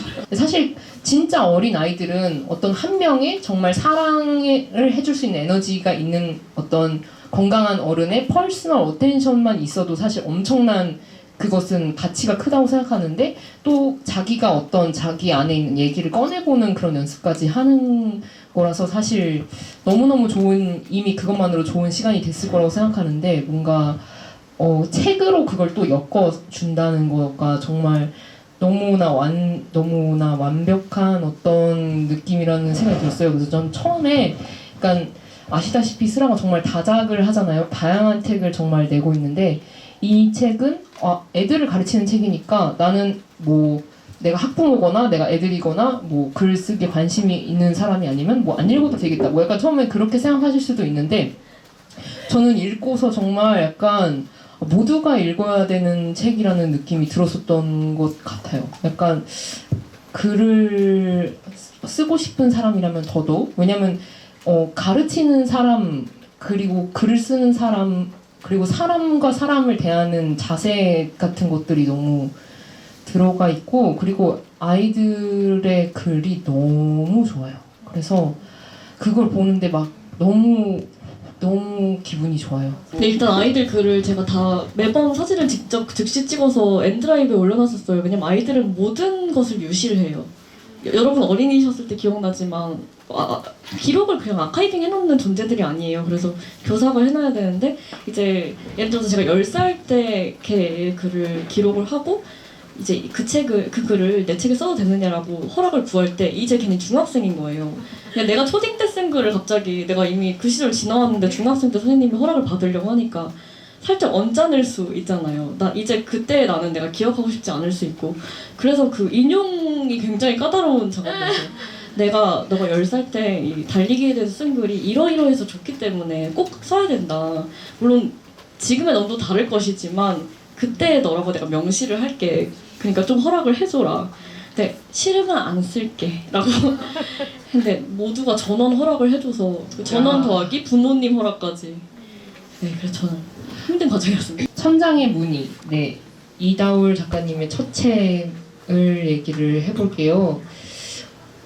저는 이 책이 너무너무 재밌어가지고 아까 그 이길보라 책의 글자 얘기를 다울님이 하셨는데 이 책도 글자가 또 이 책의 분위기와 정말 찰떡 아닙니까? 정말 뭔가 자기 전에 한 챕터 읽으려고 했다가 잠자는 시간이 미뤄지는 그런 책인데요. 뭐랄까 아픈 사람의 일기라고 해서 되게 뭔가 마음이 무거워질 것 같고 불편해질 것 같고 이런 약간 좀 뭐랄까 부담스러운 그런 느낌이 들 수도 있는데 정말 전혀 엄청 씩씩하지도 엄청 뭔가를 내가 어떻게 아픈지를 나한테 꼭 알려주려고 하는 것도 아니고 뭔가 어떤 정말 이 사람이 이런 상태에 있으면서 보였던 것들, 들었던 생각들 그리고 그런 것들을 담은 너무나 성실하게 기록한 책이었던 것 같아요. 그래서도 나오는데 하고 싶은 것들을 다 하지 못하는 것이 가장 큰 힘듦이잖아요. 아프다는 것은. 그래서 하고 싶은 것들 중에서도 진짜 하고 싶은 것들만 할 수 있었던 사람일 거라고 생각하는데 그래서 이 책을 내줬다는 게 저는 너무너무 고마웠었던 것 같아요. 진짜 너무 많은 사람들이 이 책을 읽고 너무 고마움을 느꼈을 것 같아요. 그냥 이 사람은 자기 얘기를 해준 것일 뿐인데 근데 정말 글을 읽는데 쓰는 다우리는 어디에 있었는지가 너무 궁금한 거예요. 실제로 이걸 쓰면서는 어떤 느낌이었는지가 너무 궁금했고, 왜냐하면 이 책을 읽어보면 정말 쓰는 것 자체도 너무너무 버거웠을 것 같고, 그런데 너무 게으르다고 본인을 말하고 힘이 없다고 말하고 아프다고 하는데 너무나 부지런히 그 순간순간을 너무나 세심하게 기억하고 관찰하고, 그리고 그걸 또 옮겨 담고 다듬고 여기까지 온 거잖아요. 그래서 그 과정이 너무너무 궁금했어요. 어땠는지. 그러니까 아픈 사람에게 주어지는 고정된 어떤 시선들이 있잖아요. 그러니까 뭐 되게 무력하고 욕망이 없을 것 같고 그냥 선하고 뭐 약하고 등등. 그런데 저는 욕망이 정말 부글부글 끓고 있는 사람이고 뭐 분노도 조절이 잘 안 되고 뭐 이런 것들을 다 담아내고 싶어서 썼고, 그래서 이런 피드백들이 너무 기쁘고요. 저는 침대에서 글을 주로 썼어요. 그러니까 몸이 너무 아프고 우울감이 심할 때는 진짜 집중력이 떨어지고 막 인지 능력이 떨어진다는 생각이 들어서 절대 쓸 수 없었고, 대신에 이렇게 녹음기를 켜서 녹음을 한다거나 아니면 이제 스티커를 1단계부터 5단계까지 마련을 해서 표에다가 뭐 오늘 컨디션은 뭐 1단계, 뭐 2단계 이렇게 붙이는 작업을 하면서 그래도 조금씩이나마 기록을 했었고, 그리고 누워서 글을 쓸 때는 제가 뭘 하나 가지고 왔는데요. 네, 그러니까 누워서 볼 수 있는 안경인데 홍보하는 것은 아니고요. 책에도 나오는 레이지 이거를 이렇게 쓰면 이제 여기 있는 걸 볼 수가 있거든요. 그래가지고 이제 누워서도 이게 가능해서 네, 그래서 누워서 이 안경을 쓰고 주로 글을 썼던 것 같고, 책에서도 얘기를 하지만 아니 나 이렇게 아픈 걸 게으르다고 치부하는 게 너무 싫은데 이 안경 이름조차도 레이지 글래시스인 거예요. 저한테는 되게 의료 도구인데 하여튼 그래서 누워서 주로 썼고 좀 누워 있었습니다. 그러니까 저는 이게 그냥 잘 쓴 글을 읽고 싶어 예쁜 사람이 펴야 되는 책이라고 그냥 생각해요. 다 떠나서 뭐 아픈 사람의 어쩌고 저쩌고 다 모르고 그냥 잘 쓴 글, 아름다운 글 보고 싶은 사람이 펴도 전혀 손색이 없는 책이라고 생각했습니다. 네, 저는 이제 다우리를 오래 봤지만 한 번도 다우리랑 제대로 얘기했다거나 제대로 봤다거나 이런 느낌을 받아본 적이 없는데, 이 책을 읽고 정말 처음으로 다우리랑 긴 얘기를 한 것 같다는 느낌을 받았어요. 저는 책이라는 걸 사람들이 왜 그렇게 쓰고 싶어 할까 종종 궁금하고, 이렇게 엄청 큰 도서관 가면 약간 모두가 정말 각자의 할 얘기가 있구나, 약간 숨이 막힐 때가 있거든요. 네, 그런데 사실 표현의 방식은 말도 있고 뭐 SNS도 요즘은 있고 다양한데, 다우리가 뭔가를 말하고 싶을 땐 정말 책이었어야 했다는 생각이 너무 들었었던 것 같아요.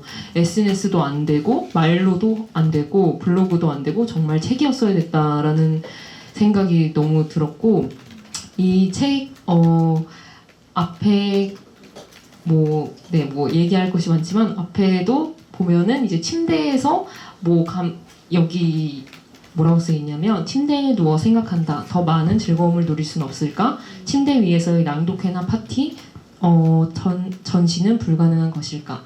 라고 카피가 나와 있는데, 아픈 사람이 했던 말이기도 하지만 요즘 시대에도 너무나 시사하는 바가 있는 말이잖아요. 실제로 지금 그것이 가능해진 것이기도 하고, 그래서 되게 뭐랄까, 이제 저는 약간 이 시대를 맞으면서 히키코모리가 의문의 1승을 한 시대다라고 생각을 했는데, 집에 오래 붙어 있을 수 있는 사람, 침대에 오래 붙어 있을 수 있는 사람이 약간 뭔가 그 기세를 떨칠 수도 있는 그런 시기에 이 침대 생활의 어떤 프로라고도 볼 수 있는 그 다우리 이 시기를 맞은 어떤 그런 소회가 궁금하기도 했습니다. 네.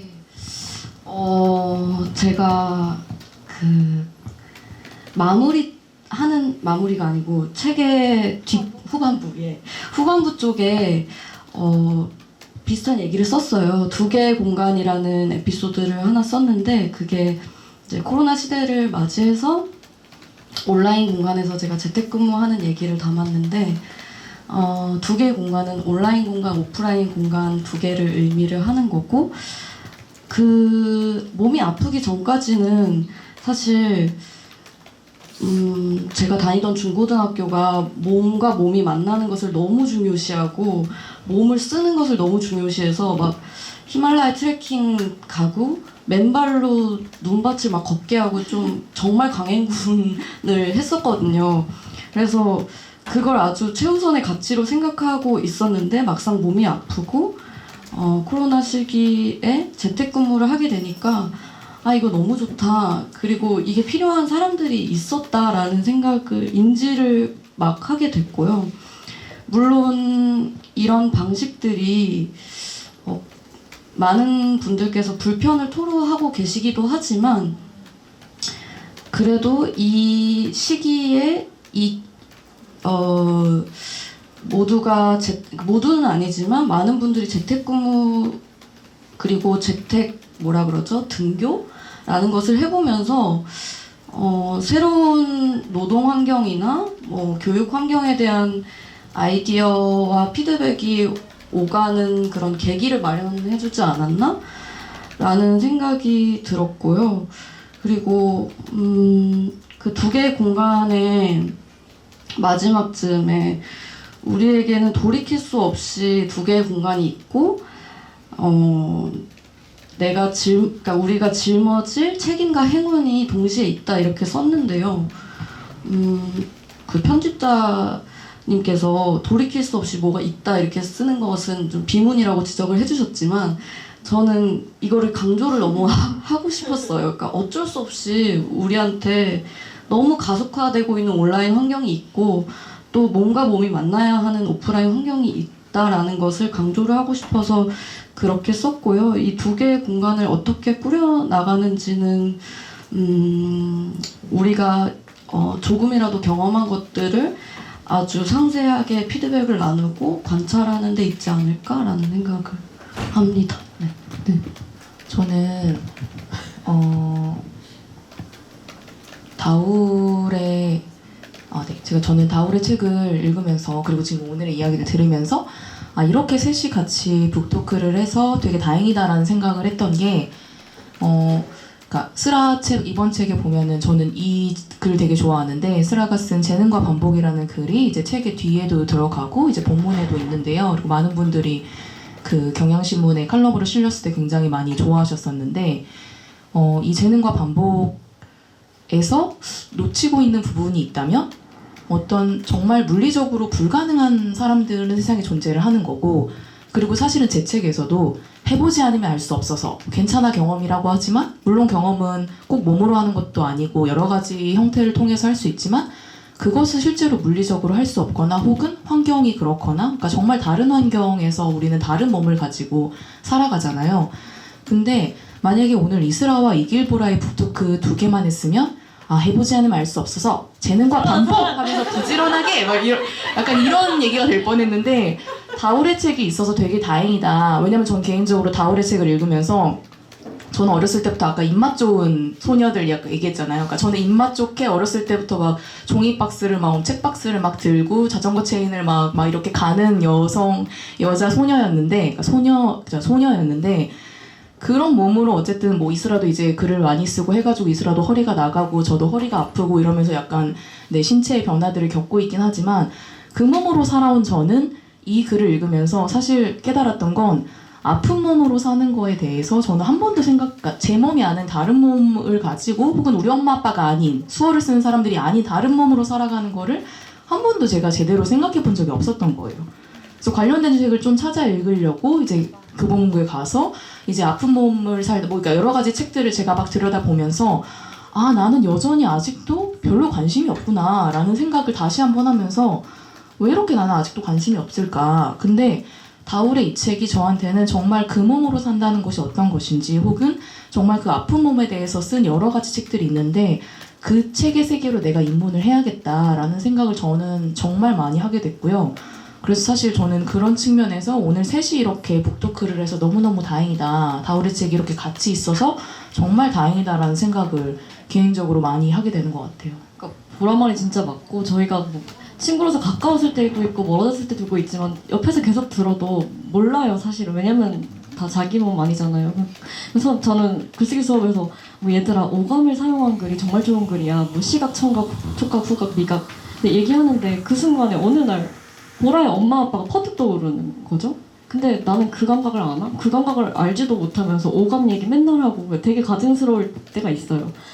그리고 제가 언젠가 이런 실수를 한 적이 있는데 생각할 때마다 좀 창피한데 다우리의 글을 제가 어느 잡지에 소개를 했었어요. 등의 일기가 연재됐던 초반에 너무 많이 읽었으면 좋겠어서. 근데 제가 그것을 이제 다우리가 투병 일기를 씁니다라고 말을 했었어요. 근데 투병 일기는 저한테는 너무 그냥 흔하고 당연한 말이었는데 다우리가 너무 예의 바르게 고쳐주면서 투병 일기가 아니고 치병 일기라고, 싸울 투 아니고 다스릴 치자를 써서 치병 일기라고 했을 때도 되게 부끄러웠거든요. 그러니까 그때는 다울이랑 진짜 많은 얘기를 거의 매일 하던 시기였는데도 얘가 하고 있는 게 투병이 아니고 치병임을 모르는 거죠. 그런 점에서도 보라말에 되게 동의합니다. 제가 아는 다울이는 정말 성실한 수집가이고 그 기록가인데, 정말 이 책의 곳곳에서 정말 이 사람이 어떤 표현을 할 때 가지고 있는 표현이나 단어의 풀이 정말 풍부하다라는 생각이 들었어요. 그래서 스라의 책에서도 나오는 게 부지런히 표현을 하자고 얘기를 하거든요. 오감에 대해서 얘기하고, 그러니까 내가 지금 피곤하면 피곤하다고 얘기하지 말고 지금 내 피곤한 몸이 어떻게 느끼고 있는지를 설명하면 그걸 본 사람이 이 사람은 피곤하구나라는 걸 알 수 있게 설명을 하라고, 예를 들면 그렇게 이야기를 하는데, 이 책이 아픈 사람은 자기가 아프다는 걸 알아주길 정말 바랄 수가 있는데, 그것을 정말 부지런하게 하나하나 충분히 어떤 풍요로운 그런 표현력으로 설명했었다는 게 저는 진짜 이 사람이 정말 강하다고 이렇게 점점 읽으면서 느끼게 됐었던 것 같아요. 그래서 정말 좋았고요. 근데 이 세 개의 책이 또 정말 재밌는 게 곳곳에 정말 다양한 형태로 어딘의 이야기가 들어가 있잖아요. 보면은 해보지 않으면 알 수 없어서에는 일단 어딘이 추천사를 쓰신 부분이 나오죠. 그리고 이 천장의 의미에서는 이제 추천사를 천장의 무늬에서는 죄송합니다. 천장의 무늬에서는 그 추천사를 어딘이 써주셨고, 그리고 무려 부지런한 사랑이는 처음과 끝에 프롤로그와 에필로그의 어딘의 이야기로 시작과 끝을 맺는다고 할 수 있는데요. 정말 약간 이 자리를 또 솔직히 셋이 너무 바쁘지 않습니까? 정말 바쁜데 안 바빠요? 바쁜데 바쁜데 이 자리를 마련하게 된 건 사실 그 어딘의 한마디로 시작이 됐었던 얘기였었던 것 같아요. 그래서 우리가 또 어딘 옆에 있는데 어딘 얘기를 안 할 수가 없잖아요. 왜냐면 제가 알기로는 여기에 우리가 궁금한 게 아니라 어딘이 궁금해서 온 사람들도 있거든요. 도대체 니네 스승? 어딘이 누군데? 이러면서 약간 그렇게 생각하실 분도 그래서 각자의 어딘 어떻게 생각하세요? 안 하면 안 되지. 아니 어딘이 근데 항상 하고 싶은 일 많으세요. 그죠, 많죠. 그게 너무 괴로워요. 저도 어딘 하고 싶은 일이 너무 많고 어딘한테 너무 좋은 아이디어가 많고 이 일을 해보면 좋겠다, 저 일을 해보면 좋겠다, 누가 뭘 해보면 좋겠다, 그런 일이 매일같이 새로 생겨나기 때문에 그 옆에서 저는 이제 받아줬고 그 일을 실행하려면 정말 몸이 남아나지 않는단 말이에요. 그래서 제가 어딘에서 그래서 하산을 한 거예요. 이 일을 너무 많이 할까봐. 근데 그래서 어딘을 이제 떠나 있고 어딘가 카톡만 하는 사이가 되었어요, 성공적으로. 근데 어딘가 카톡을 조금 너무 많이 하다 보니까 어딘에게 좋은 아이디어가 또 생겨버리고, 그래서 너네 뭐 책 3권 나왔으니까 가을에 한번 이제 행사해봐. 그래서 저 이제 셋이 저녁 먹는 거 정도 생각하고 이렇게 했다가 기자님들도 부르고 유튜브 라이브도 한 50명 정도 하고 라이브로 다 송출해 막 이래가지고 그래서 이렇게 된 거거든요. 맞아요. 오늘도 의상 정하는데 오기 전에 다들 의상을 뭘 할지 얘기를 하는데 다 그냥 귀찮아서 그냥 검은색 옷을 입고 오기로 했거든요. 그래서 다 알았어 좋아 이러고 있는데 어디니 검은색은 한 명만 이렇게.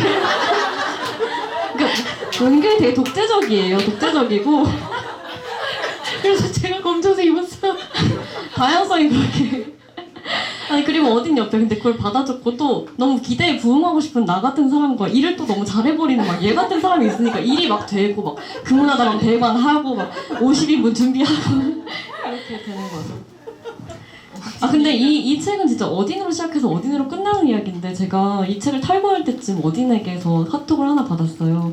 그것은 뭐였냐면 어딘이 딱 제 나이 때 29살 12월에 쓴 시를 그 집 정리를 하다가 발견하신 거예요. 그래서 어딘이 제 나이 때 글쓰기 교사로 일하면서 썼던 시를 읽는데 야 난 진짜 아무리 살아도 어딘을 따라잡지 못하겠다 그런 너무 확신이 드는 거예요. 왜냐면 이 사람은 29살 때도 이랬다니 이러면서 조금 징그럽기도 하고 그 시가 뭐냐면 책을 보면 읽으실 수 있습니다. 책은 이 앞에 판매하고 있습니다. 네. 여러분 지인일수록 책을 사주셔야 돼요. 저희가 증정으로 다 드리지 않고. 네 맞아요. 아 그리고 저희가 행사를 몇 번 해보면서 항상 느꼈던 게 그 낭독이 하기 전엔 지루할 것 같지만 하면 제일 좋더라고요. 그래서 저희가 정말 그 여러분 아실런지 모르겠는데 저희가 진짜 서로의 3권의 책을 다 읽고 왔거든요. 여기서 지금.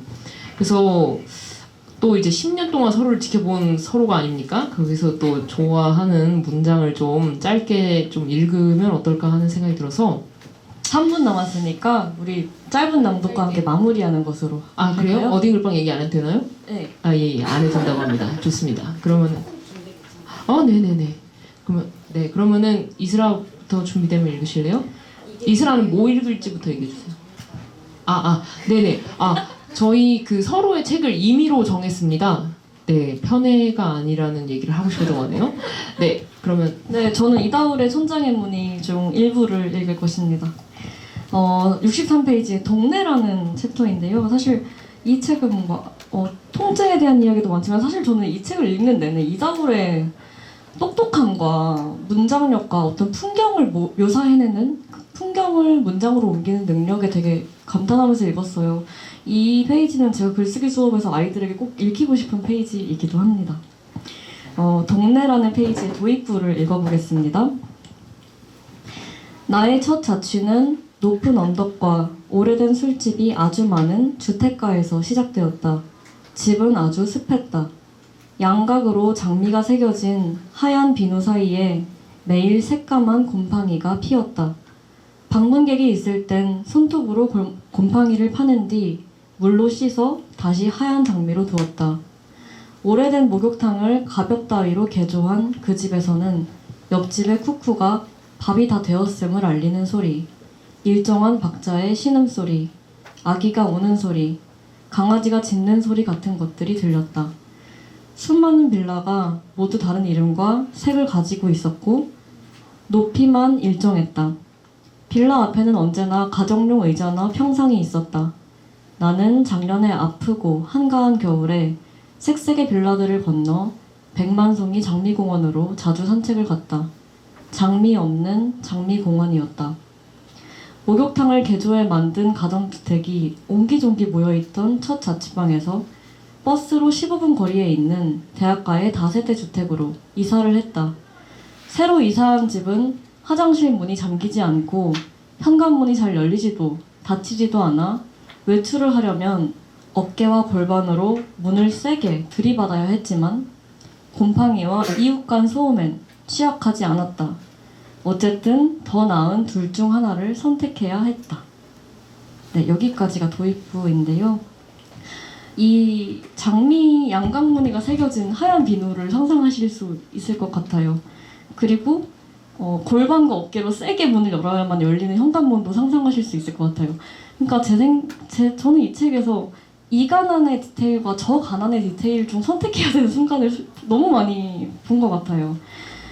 이 책은 몸과 병과 통증과 어쩌고에 대한 이야기이기도 하지만 무엇보다도 자본주의에 대한 이야기이기도 하고 자본주의의 틈 안에서 유희를 찾는 사람의 이야기로 읽힙니다. 그런 점에서 너무 훌륭한 한 권의 책이 완성되었다고 생각합니다.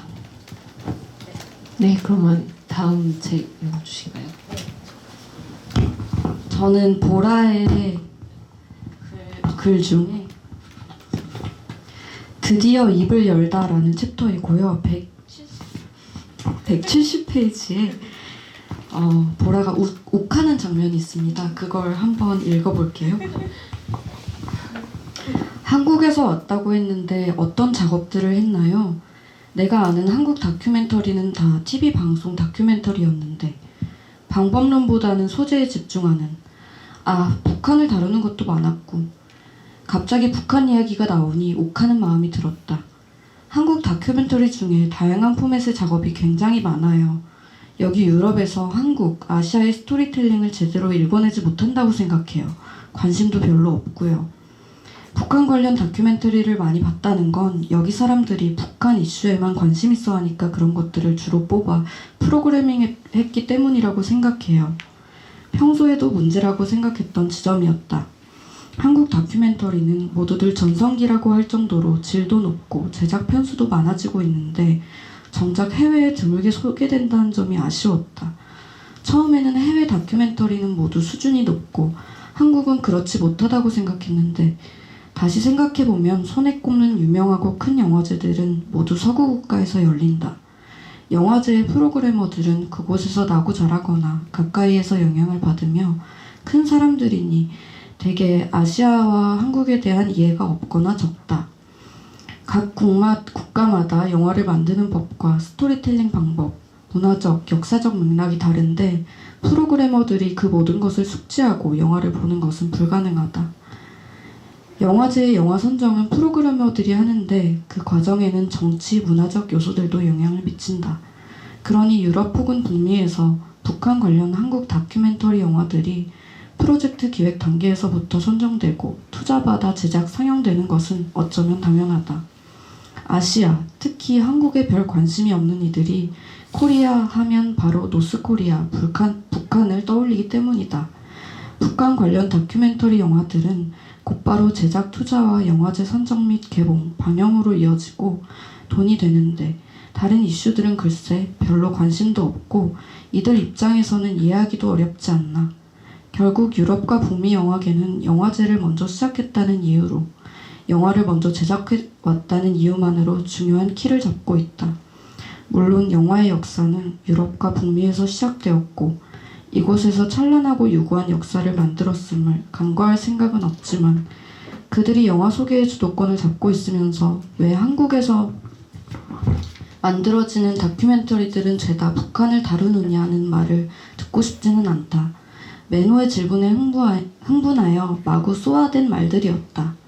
매노는 나의 대답에 흡족한 듯 웃었다. 그때는 잘 몰랐다. 매노는 그런 방식으로 수업을 해나가는 사람이었다. 질문을 던지고 토론을 촉발시켜 그 이슈에 대해 다시 한번 생각해 보게끔 했다. 네, 여기까지 읽겠고요. 저는 그 사람이 욱할 때 그 나오는 용감함을 너무 좋아하고 또 그때 진짜 자기가 하고 싶은 말을 정확하게 건넬 수 있다는 생각이 들어서 네, 이 부분을 아주 인상 깊게 읽었습니다. 네. 네. 매노가 하세요. 매노가 조금 얄밉기도 했어요. 네. 정말 좋은 선생님인데 매노가 돌아가셨거든요. 그래서 네, 다시 한번 좀 생각을 하면서 좋은 선생님이었습니다. 네. 저는 스라의 책을 PDF로 먼저 읽고 이제 출간된 지 얼마 안 된 책이기 때문에 따끈따끈하게 이제 오늘 책 실물로 들고 네, 낭독을 제가 좋았던 부분을 낭독을 하겠는데요. 네, 저는 스라 책을 읽으면서 너무 좋잖아 라고 생각했고 사실 저는 스라가 낸 모든 책들 중에 저는 이 책이 제일 좋다고 저는 개인적으로 생각했어요. 그래서 다음으로 넘어가고 있다라는 생각을 저는 개인적으로 했고요. 네, 저는 스라 책에서 이제 81페이지의 부분을 읽을 것인데요. 이 챕터의 이름은 몸의 일기라는 챕터예요. 한편 도무지 이해할 수 없는 소리가 내 몸에서 나올 때도 있다. 13살 기세와는 이렇게 썼다. 수학 시간에 다들 조용히 문제를 풀고 있는데 내가 갑자기 소리를 질렀다. 애들이 모두 날 쳐다보며 웃었다. 내 옆자리에 있던 지윤이가 왜 소리를 질렀냐고 물었다. 나도 내가 왜 그랬는지 몰라서 그냥 책상에 얼굴을 파묻었다. 기세와의 당황은 원고지에서도 역력하다. 그는 궁금하다. 내가 왜 갑자기 소리를 질렀지? 이들의 글을 보며 나는 다니엘 페나크의 소설 몸의 일기를 떠올린다. 한 남자가 10대부터 80대까지 자기 몸의 감각을 기록하는 이야기다. 이 책의 문장은 신체의 성장과 노화, 고통과 쾌감에 집중해 쓰였다. 소설 속에서 하루 종일 거울 속 자신을 남처럼 노려보던 유년의 아이에게 아버지는 이렇게 말한다. 아들아, 넌 미친 게 아니야. 넌 내 느낌과 놀고 있는 거야. 넌 내 느낌에게 질문을 던지지 아마 끝없이 계속 물을 거다. 어른이 돼서도 아주 늙어서까지도. 잘 기억해두렴. 우린 평생 동안 우리의 감각을 믿기 위해 노력을 해야 한단다. 그리하여 주인공은 평생 길고 긴 몸의 일기를 쓰게 된다. 쓰는 동안 그는 어색한 친구와 차차 친해지듯이 스스로에게 적응해 간다. 가장 어려운 우정은 자기 자신과의 우정일지도 모른다. 몸의 감각에 대한 글쓰기는 자신과 사이좋게 지내기 위한 노력 중 하나다. 다니엘 페나크는 그 일기가 상상력의 공격으로부터 몸을 보호하고 몸의 온갖 신호로부터 상상력을 보호한다고 말한다. 자고 일어나면 몸도 마음도 달라져 있어 당황스러운 10대들과 함께 몸의 일기를 쓴다. 때때로 몸의 일기가 마음의 일기보다 더 확실하고 부드럽게 몸과 마음을 연동시키기 때문이다.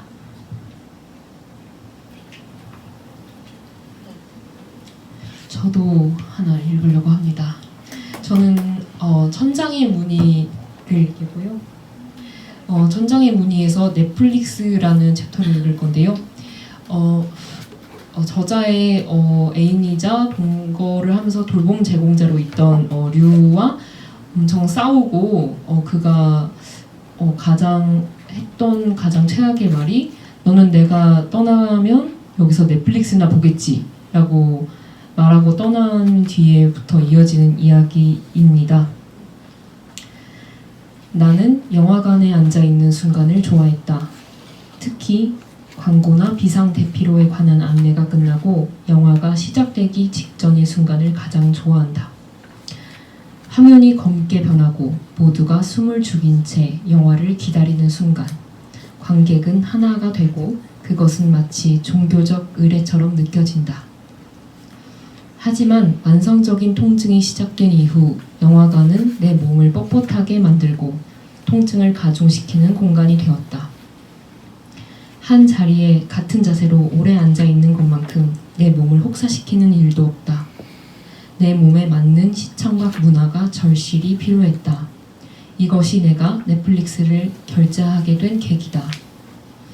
불과 몇 년 전에 나는 과제를 통해 영화는 물론 대학까지 사이버 세계로 이동하는 것에 대한 유감을 표했다. 우정의 공간을 잃어버린다고 여겼기 때문이다. 지금도 그 생각은 변함이 없다. 나에겐 영화를 보며 다 함께 숨을 죽이던 순간, 누군가의 자취방에 모여 초고를 쓰던 시간, 매주 같은 책을 읽고 다 함께 요리를 해먹던 동지들이 있었다. 나는 그 시간을 되돌리고 싶다. 외로운 날들을 떨치고 싶다. 네. 어딘글방이 너무 생각나는 그리고 여러 가지 너무 좋은 문장이어서 읽었고요. 낭독을 너무 잘 해주신 우리 작가님들께 박수 한번 부탁드립니다. 네, 2시간이 짧죠. 저도 그렇게 생각을 했습니다. 그 어렵게 만들어진 자리고 너무 어려운 걸음을 해주셔서 저희가 정말 이 리스트도 다 짜고 한 분 한 분 연락을 드려서 이렇게 귀하게 모시게 되었는데요. 너무너무 감사한 시간이었고, 그래서 또 이제 이 코로나 이 시국에 이 정도 그 규모의 행사도 참 정말 드물어서 많은 분들에게 정말 오랜만에 나들이가 아니셨을까 하는 생각도 드는데요. 저희도 너무 좋은 일을 맞아서 아마 이 뒤에 책 사인은 물론이고 사진도 같이 찍으시면 좋겠고요. 그리고 힘이 남는 작가들과 뭐 여러분들이 남으셔서 저 이름표를 붙인 데는 다 이유가 있습니다. 이름을 물어보지 말고 서로 잘 이야기를 하자, 뭐 이런 의미니까요. 같이 여기서 놀다 가셔도 좋겠다는 생각이 듭니다. 금문화다방에는 저기 오늘 써붙인 메뉴들 말고 정식 메뉴판이 따로 있습니다. 지금부터는 모든 다양한 안주와 다양한 와인, 다양한 맥주 시키실 수 있으니까요. 테이블 잡고 시키셔도 좋다고 말씀드리겠습니다. 네. 네, 오늘 행사를 준비해주신 분들 너무 다 감사드리고요. 라이브로 시청해주신 분들도 너무 감사하고, 네, 이후에 또 유튜브로 또 다시 영상이 올라갈 예정이니까 또 기대해주시고, 그러면 오늘 행사는 여기서 마무리를 하도록 하겠습니다. 그럼 너무 여러분 고생하셨고 감사합니다.